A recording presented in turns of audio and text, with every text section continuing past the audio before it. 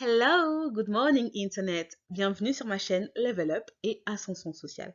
Pour celles et ceux qui ne me connaissent pas, je m'appelle Casey, je suis franco-américaine. Avant, j'habitais à New York et là, je viens de m'installer à Paris. Je décide sur ma chaîne d'aborder les problématiques sous le prisme de l'ascension sociale et également de la psychologie.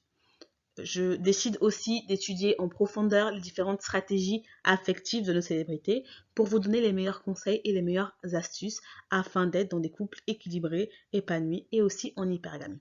Par ailleurs, je suis aussi coach certifié en relations amoureuses et également en psychologie. Mon mail est affiché, donc n'hésitez pas à entrer en contact avec moi, soit pour que je puisse aborder sur ma chaîne une problématique en particulier, soit tout simplement si vous avez besoin d'un accompagnement, besoin d'un conseil lors de votre level up ou dans le domaine amoureux. Je suis nouvelle sur YouTube, donc je vous invite à vous abonner à la chaîne si ce n'est pas déjà fait, liker, commenter et également partager. J'adore lire vos retours, j'adore lire vos commentaires, donc n'hésitez pas à en mettre en dessous de la vidéo. Bon, le sujet du jour. Aujourd'hui, on va parler de Miss Carrie Baby et de Serge Ibaka. Happy birthday. Oh. Bref, j'étais obligée de faire cette blague, mais bon, vous l'avez compris. Aujourd'hui, on va parler de Carrie Hilson et de Serge Ibaka et des raisons pour lesquelles, selon moi, leur couple n'a pas tenu. Carrie Hilson, aka Miss Carrie Baby, normalement n'est plus à présenter, mais je vais quand même le faire pour vous. Avant de devenir une chanteuse à talent et à succès, Carrie Hilson était d'abord dans l'ombre en tant que parolière. Et elle a écrit pour des plus grandes stars qui étaient déjà en place à l'époque. Elle a notamment écrit Gimme More de Britney Spears, Love in This Club de Usher, et elle a également collaboré avec d'autres artistes comme notamment Queen Bee, aka Beyoncé. Et ça, ce détail-là est très important pour la suite. Ensuite, quand son moment est arrivé, elle s'est faite connaître en tant que chanteuse. Et donc, elle a eu son quart d'heure de gloire. Elle est très célèbre aux États-Unis et elle a pu faire pas mal de tubes et de collaborations, dont notamment avec Timbaland. Elle est également issue d'une famille qui est chrétienne. Ses parents sont assez croyants. Elle a grandi dans des valeurs vraiment chrétiennes très ancrées en elle. Et puis, voilà, une femme parfaitement normale, elle est belle, elle est intelligente, elle a du talent et elle veut percer dans la musique, ce que, évidemment, elle va réussir à faire puisque tout lui sourit à ce moment-là. Serge Ibaka, a.k.a. Monsieur avec classe. C'est important ici de noter qu'il est né en 1989, donc actuellement il a 33 ans, contrairement à Carrie Hilson qui a 39 ans, et également qu'il est né au Congo. C'est un Congolais. C'est très important pour la suite de l'histoire. Alors Serge n'est pas issu d'un milieu très favorisé, bien au contraire, il n'a pas vécu dans l'opulence, il a vécu quand même dans une certaine pauvreté, et en fait c'est ça qui lui a donné la niaque en fait de vouloir réussir. Il a travaillé énormément dur et c'est grâce à ses talents qu'il a été connu. C'est grâce à ses talents qu'il est devenu tout simplement un joueur de basket de renom. Et donc il a notamment joué au Canada dans la NBA. Donc c'est vraiment un homme accompli sur le plan professionnel. Il est beau, il est jeune, il est grand, il est connu, il est stylé, il a tout en fait pour lui. Et vraiment, donc, il va bénéficier du beauty privilege d'une part, parce que c'est un très bel homme, et de l'autre, il va également bénéficier de son money privilege. Tout ça mélangé à la fame, tout ça mélangé à la célébrité. Donc, il est vraiment au top et au sommet de sa carrière. Avant de connaître Carrie, il avait déjà eu un enfant lors de sa précédente union, tout simplement. On revient à Carrie. Carrie était vraiment au sommet de sa carrière. Elle enchaînait les tubes, elle enchaînait les hits et tout se passait merveilleusement bien pour elle. Elle était sous les feux des projecteurs et elle a connu son quart d'heure de gloire. Rappelez-vous, au début de la vidéo, j'ai dit que Carrie était une parolière. Donc, elle l'écrivait pour les autres. Et elle a écrit notamment Love in This Club de Usher, qui à l'époque était un véritable succès. Et donc, le label a naturellement pensé à vouloir faire un remix dessus. Et la personne à qui ils ont pensé, c'est tout simplement Carrie. Donc elle est hyper contente et tout se passe très bien pour elle. Mais le label va changer d'avis et ils vont décider de donner le remix à Beyoncé. Et là, ça va être le drame pour Carrie.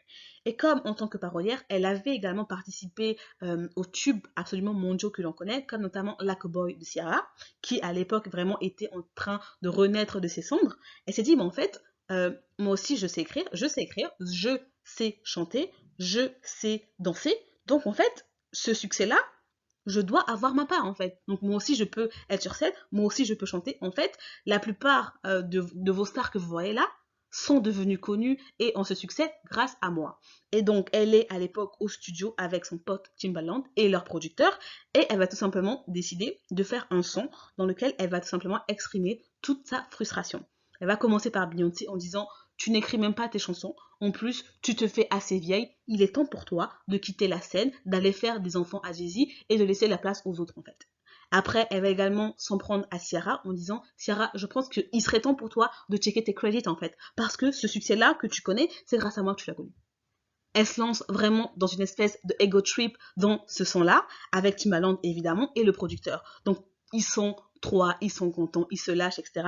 Le problème, c'est que le producteur a fait fuiter ce son. Et ça a été véritablement le drame, notamment pour les fans de Beyoncé. Beyoncé, vous devez savoir que pas tous, mais la plupart de ses fans sont quand même assez ratchet. Donc, quand vous dites ne serait-ce qu'un mot de travers sur Queen Bee, ils vont tout simplement s'en prendre à vous. Je le dis parce que moi aussi je suis fan de Beyoncé, mais c'est pas ma mère quoi. C'est pas parce que vous insultez Beyoncé que je vais aller vous attaquer, absolument pas. Mais il y a certains fans de Beyoncé, notamment ceux qui sont aux États-Unis. Il suffit qu'une personne dise un mot de travers pour qu'ils puissent tout simplement commencer à harceler la personne. La preuve, même quand Jay-Z a trompé Beyoncé, ils sont allés insulter Jay-Z en disant tu es moche, tu ne mérites même pas d'avoir Queen Bee dans ta vie. Donc, les fans de Beyoncé vont harceler, mais vraiment harceler Keri Hilson, et vraiment sur tous les plans, sur le plan personnel, sur le plan privé et aussi sur le plan de la musique. Keri, elle est très courageuse, elle est très brave, elle ne va pas du tout avoir peur. Elle dit, mais en fait, vous êtes des harceleurs et je n'ai pas peur de vous. J'ai dit ce que j'avais à dire, un point, c'est tout. Ce que j'ai dit là, c'est pas un mensonge, c'est la vérité. Donc, au lieu vraiment de faire un petit peu, de battre un petit peu en retraite, elle va pas du tout adopter ce schéma-là. Elle va au contraire un petit peu être sur la défensive et continuer à alimenter le bif avec Beyoncé. Sauf qu'on ne gagne jamais contre les fans de Beyoncé parce qu'ils sont très perspicaces, je vous l'assure. Et donc, elle va vraiment tomber dans une sorte de dépression profonde où elle va vraiment se sentir très mal par rapport à tout ce qui lui arrive. Fort heureusement, aujourd'hui, avec Beyoncé, elles ont, entre guillemets, fait la paix, même si je pense pas que Beyoncé était au courant de ce bif, mais aujourd'hui, tout se passe bien entre elles. Mais à l'époque, Keri était vraiment au plus bas et avait même décidé de commencer à faire sa première pause musicale. Serge et Keri se mettent en couple en 2012. À l'époque, Keri, elle a 30 ans et elle est au plus bas au niveau de sa carrière. Donc, elle n'a plus les tubes qu'elle avait auparavant et elle en a marre du bif avec Beyoncé. Elle a tout simplement décidé de mettre sa carrière musicale en pause pour pouvoir se concentrer dans sa relation de couple. Elle a vraiment une vision à long terme parce qu'à l'époque, elle a 30 ans, elle a envie d'avoir des enfants, elle a envie de fonder une famille. Vraiment, elle vise le long terme. Elle va parfaitement s'intégrer à la culture congolaise de son copain à l'époque, donc Serge Ibaka, parce qu'elle a une vision à long terme. Et puis, de son côté, Serge, il en a 23. Il n'a aucune envie d'être dans une relation véritablement sérieuse. Il est au sommet de sa carrière. C'est un homme qui est beau, il est riche, il est connu. En fait, il a tout pour lui. Et il a envie de s'amuser tout simplement. Il vient d'un milieu dans lequel il était assez difficile sur le plan financier. Maintenant qu'il est connu, maintenant qu'il est riche, il a envie tout simplement d'en profiter et d'aller voir un petit peu ce qui se passe ailleurs, ce qui se passe un peu à gauche, à droite. En plus, il est un petit peu congolais et on connaît le côté m'as-tu vu des Congolais. Voilà, il a envie d'être là, il a envie qu'on sache qu'il est là, il a envie qu'on sache que c'est Serge Ibaka. Comme je l'ai dit tantôt, Keri va faire énormément d'efforts pour être bien dans sa relation parce qu'elle a une vision sur le long terme. Et donc, elle va bien s'intégrer à la culture congolaise. On va la voir danser sur du Koffi Olomide. On va la voir parler en lingala pour pouvoir parler plus tard avec sa belle famille. On va également la voir en train de cuisiner du foufou, comme sur l'image que vous pouvez voir. Et donc, on les adore. Les réseaux les adorent. Et elle va comme ça gagner un capital sympathie. Au départ, elle était connue pour être quand même une chanteuse américaine au top. Et puis là, elle va plus être connue parce que c'est la copine de Serge Ibaka, parce que c'est une américaine qui aime la culture africaine. Et donc les Congolais, je vous dis même pas à quel point ils l'adorent, ils l'appellent belle-sœur nationale, vraiment, elle kiffe sa relation avec Serge. Tout se passe vraiment très bien, du moins en apparence. Comme je l'ai dit tantôt, Serge est un surperformeur. Il a tous les capitaux. Il a le capital esthétique, économique, social. En fait, il est beau, il est jeune, il est riche, il est connu, il est au top de sa carrière. Donc forcément, ça attire à lui des femmes. Et Serge a du mal à être fidèle. Il va tout simplement décider de tromper Keri. Et je l'avais dit auparavant, Keri, elle a vraiment grandi dans un milieu quand même assez chrétien. Et donc pour elle, l'infidélité, c'est pas quelque chose qu'on pardonne facilement. au début, elle va plus ou moins le pardonner, mais à la fin, quand elle va voir qu'il ne fait que la tromper, elle va tout simplement décider de partir et revoir ses standards à la hausse. Et ce tweet que vous voyez sur l'image, c'était quand une femme, en plus une femme qui est très connue, entre guillemets influenceuse, avait envoyé des nudes à Serge et Carrie l'avait vu. Après, elle avait écrit un tweet en me disant ouais, pendant que t'envoies cette photo, moi je suis là avec mon gars et on se moque de toi en fait. Bref, finalement, les tromperies de Serge ont eu raison de ce couple et le couple va finir par se séparer en 2016. Alors, les leçons que je retiens de toute cette histoire, c'est un couple, en fait, c'est deux personnes qui regardent dans la même direction. Pour que le couple soit durable et stable, vous devez avoir la même vision du couple. C'est la raison pour laquelle je répète ça dans toutes mes vidéos. Si vous n'avez pas la même vision de couple que votre conjoint, ça ne pourra pas fonctionner, ça ne pourra pas durer. Et en l'occurrence, ces deux-là n'avaient pas du tout la même vision. Carrie, elle voulait vraiment quelque chose sur le long terme. C'est la raison pour laquelle elle s'est pleinement investie dans la relation. Elle a appris la culture de l'autre, elle a arrêté sa carrière et elle s'est pleinement consacrée à son homme. De son côté, Serge, à l'âge de 23 ans, il était assez immature en fait. Il n'avait pas la maturité solide, les épaules nécessaires pour assumer entre guillemets une femme de 30 ans qui est Carrie et qui voulait vraiment du sérieux. C'est la raison principale, selon moi, pour laquelle ce couple n'a pas tenu. Parce qu'en tant que femme, n'oubliez pas que nous avons l'horloge biologique. Et donc, l'heure tourne. Carrie, à l'époque, quand elle a connu Serge, elle avait 30 ans. Ensuite, ils sont restés 4 ans ensemble. Donc, elle s'est retrouvée à 40 ans sans rien, à devoir en fait tout recommencer de nouveau. Et jusque-là, à l'heure actuelle, elle a 39 ans, toujours pas mariée, toujours pas d'enfant. Donc, je crois qu'il est nécessaire pour les femmes d'intégrer le caractère horloge biologique dans vos stratégies affectives. À 30 ans, vous n'avez pas 4 ans à perdre avec un homme avec lequel vous n'avez pas la même vision. Vous n'avez pas 4 ans, 5 ans à perdre dans une relation. À partir de 30 ans, c'est minimum un an, enfin plutôt, ouais, on va dire maximum. Maximum un an et demi, il faut le mariage. Si c'est pas le cas, allez voir ailleurs. Et ce qui est également important de retenir ici, c'est dès le départ, dites à votre conjoint quels sont les standards que vous avez. Si vous ne supportez pas l'infidélité, dites-le lui dès le départ. En fait, c'est pas dans la relation que vous allez commencer à lui expliquer les choses. Dès le départ, dites si tu me trompes, je pars. Si tu fais ça, je pars. Et vraiment en étant clair avec son partenaire sur ses standards et sur ce qu'on attend de l'autre, en fait, vous réduisiez de manière un petit peu indirecte et aussi directe la probabilité que le couple parte en éclats. Aussi, vous ne devez pas arrêter vos activités, arrêter d'être qui vous êtes pour les beaux yeux d'un homme. Ça n'a pas de sens.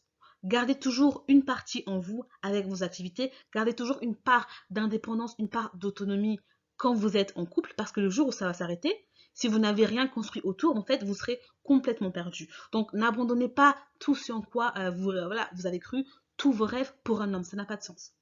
Et également, attention aux surperformeurs. Il y a des hommes comme ça, quand vous les voyez de loin, vous savez qu'ils vont vous apporter des problèmes. Typiquement, les sportifs, les footballeurs, les basketteurs, les rappeurs, tous ces gens-là, vous savez que ce sont des gens qui sont dans le matu vu.